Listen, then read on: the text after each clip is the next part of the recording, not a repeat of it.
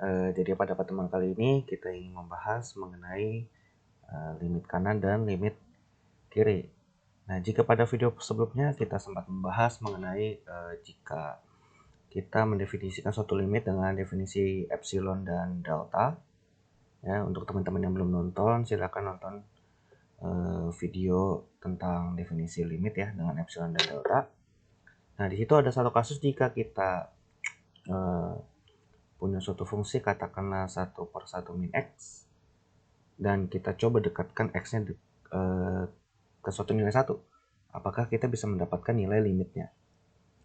Nah, itu problem yang sempat kita bahas pada pertemuan sebelumnya. Nah, dan pada pertemuan ini kita yang mencoba menjawab kira-kira ada gak sih nilai limitnya ketika x menuju 1 dari 1/1 min x.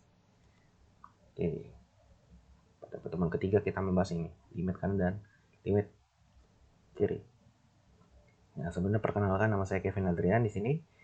Ya, saya di sini sharing video ini tujuannya supaya kita bisa belajar bareng, kita belajar matematika dan cinta kepada matematika bersama-sama. Dan boleh follow Instagram saya @kevinadrian48. Di situ ada postingan mengenai matematika untuk teman-teman yang suka matematika dan menambah pengetahuan tentang matematika. Nah, di sini kita punya suatu fungsi ya, limit 1/1 min x. Nah, limit x menuju 1 dari 1/1 min x, dan ini jika kita coba gambar grafiknya, kurvanya kita dapat seperti ini ya. Dia bentuk seperti ini, ya, terputus dia ketika x sama dengan 1 sebenarnya. Nah, di sini kita pengen coba cari nilainya kira-kira kalau x-nya kita deketin dari sebelah kiri dan dari sebelah kanan, kanannya 1 dan kirinya 1, kira-kira nilai fx-nya berapa sih? Nah, lalu kita coba, ternyata 0,5 kita dapat nilainya 2, 0,8 kita dapat nilai fx-nya 5, naik terus ya. 0,9 kita dapatnya 10. Kita deketin lagi 0,99 dapatnya berapa? 100. 0,9995 dapatnya 200.000. Ini akan semakin terus membesar. Nah, berarti kesimpulannya ketika kita semakin dekatkan ke 1, nilainya akan semakin membesar menuju tak hingga. Tentu di sini tak hingga ini bernilai positif. Lalu bagaimana kalau kita dekatkan 1 dari arah kanan, yaitu dari nilai x yang lebih besar daripada 1. Kita coba dekatkan dari 1,000001.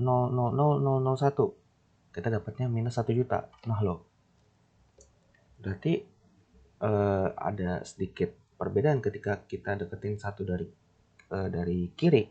Ini nilainya positif, ya sangat besar dan positif. Tapi ketika kita deketin dari kanan ya, nilainya ternyata negatif. Berarti kesimpulannya ketika x sama dengan 1 nilainya fx-nya tidak ada gitu.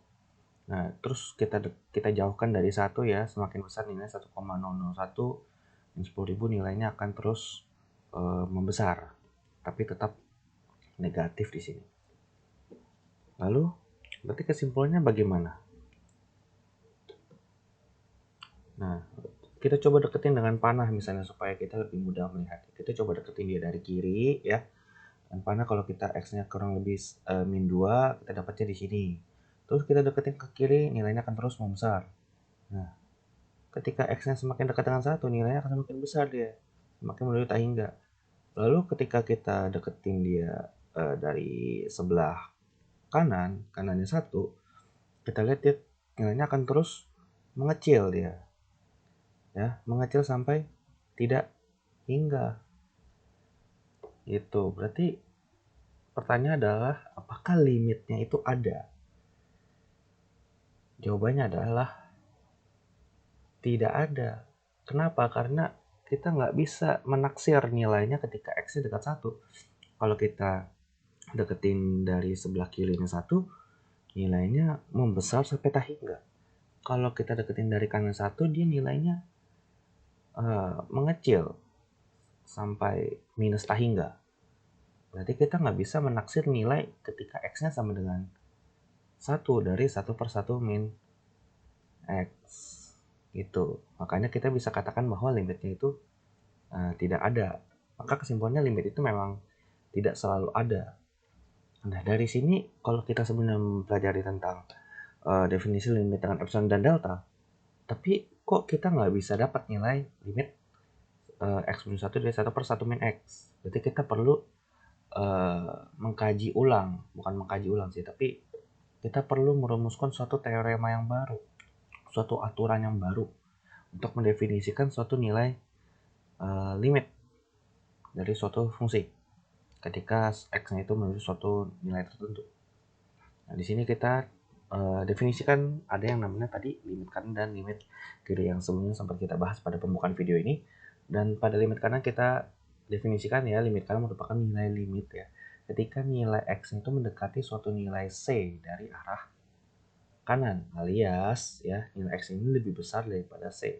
Nah, dinilaikan begini. Nah, ada c seperti pangkat di sini, pangkatnya plus, berarti maksudnya mendekati c dari kanan, x itu mendekati c dari kanannya c gitu, positif. Dari untuk suatu nilai fx kita cari nilai limit. Lalu nah, definisinya ya, limit x menuju c dari kanan dari fx ya, berarti bahwa untuk setiap epsilon positif ya, untuk teman-teman yang mungkin masih bingung epsilon dan delta itu apa, silakan di pause dulu, tonton dulu video kedua mengenai definisi epsilon dan delta untuk limit. Kita lanjut ya. Untuk setiap epsilon positif terdapat delta positif. Ingat, nanti kita bisa mengatur nilai epsilonnya sekecil yang kita mau. Nah, setiap kita menentukan nilai epsilon, mau sekecil apapun, kita pasti menemukan suatu nilai delta. Delta yang positif juga, yang berpadanan. Berarti maksudnya nilai delta ini akan tergantung nilai epsilon. Semakin kecil nilai epsilon, nilai deltanya juga akan semakin kecil gitu. Nah, berupaya sehingga di sini ada sedikit perbedaan nih. Ya, ketika kita waktu itu belajar tentang definisi limit menggunakan epsilon dan delta, ya sebelum membahas tentang limit kanan dan limit kiri atau bisa kita sebut sebagai limit satu sisi. Nah, dulunya itu ada mutlak di sini ya. Ada mutlak di sini ya. Jadi 0 lebih kecil daripada mutlak dari x min c. Nah, dari lebih kecil daripada delta yang akan berakibat jarak fx dengan L ini lebih kecil daripada nilai epsilon. Nah, kenapa mutlaknya hilang? Karena kalau kita menggunakan nilai mutlak itu kan berarti jarak ya. Kalau nilai mutlak itu jarak, misalkan begini. Misalnya mutlak x min c. Nah, berarti itu kalau kita punya suatu garis bilangan, ya katakanlah c. Nah, misalkan jarak nilainya adalah katakanlah misalkan delta x misalnya. Nah, berarti sejauh delta x ya, katakanlah ini delta x, ini delta x. Nah, di sini jaraknya adalah nilai x di sini. Nah, itu berarti maksudnya adalah jarak x dengan c. Itu adalah definisi yang kita pakai dalam mutlak ini. Jarak x dengan c. Berarti tidak peduli mau dari kanannya c seperti di sini atau kirinya c seperti x yang di sini. Itu tidak peduli dari arahnya mana, yang penting adalah jarak. Jaraknya sebesar apa? Sebesar delta x. Nah, masanya kita di sini menggunakan limit kanan. Ketika x menuju satu dari kanan, berarti kita cuma bisa, nah misalkan sejauh delta di sini. Nah, berarti nilai x-nya cuma ada di sebelah sini doang. Gitu. Makanya kita menggunakan x min c lebih daripada delta, dan x-nya ini duluan. Kenapa x min c? Karena kita tahu nilai x min c kan harusnya lebih besar daripada 0. Kalau lebih besar daripada 0, berarti harusnya nilai yang besar ya, nilai yang besar dikurang nilai yang kecil. Nah, kan kita tahu nilai x ini kan mendekati c dari kanan, berarti kan nilai nilai x ini kan harusnya lebih besar daripada c. sehingga nilai X kurang C ini pasti positif gitu. Paham ya? Nah, mudah. Oke, kita lanjut. Lalu limit kiri sama sebenarnya dengan limit kanan, cuman bedanya nilai X mendekati C dari sebelah kiri, alias bilangan X-nya ini, nilai X-nya ini lebih kecil daripada nilai C. Kasihkan kalau yang tadi kita pakai plus ya, sekarang kita pakai minus. Nah, limit kiri ya, untuk limit fx ya, untuk limit X menuju C dari kiri dari fx ya, berarti untuk setiap epsilon positif ya terdapat delta yang berperan sehingga, nah ini dia perbedaannya. Kalau kanan, kalau tadi kanan ya, kita kan pakainya X min C. Kalau kiri kita pakai C min X. Kenapa?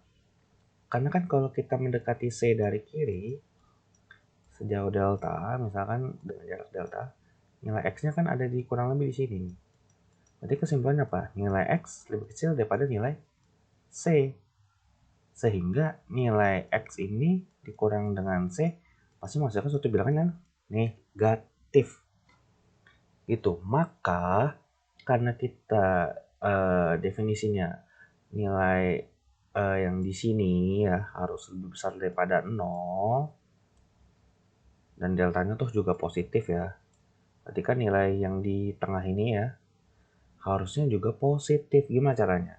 Ya tentu harus besar kurang kecil, berarti nilai C dikurang nilai X supaya dia menghasilkan suatu nilai yang positif gitu. Maka di sini kita bisa merumuskan suatu teorema baru. Nah, limit X menuju C dari fx adalah suatu nilai L. Kita bisa definisikan itu jika memenuhi ini. Nah, sorry ini ada sedikit kesalahan ya. Ini harusnya nggak ada minus di sini. Anggaplah minus di sini. Nah, limit X menuju C dari fx adalah L jika dan hanya jika, berarti maksudnya begini. Kalau limit X menuju C dari fx adalah L, maka berakibat kita bisa maksimal bahwa limit kanannya nilainya L, limit kirinya nilainya L.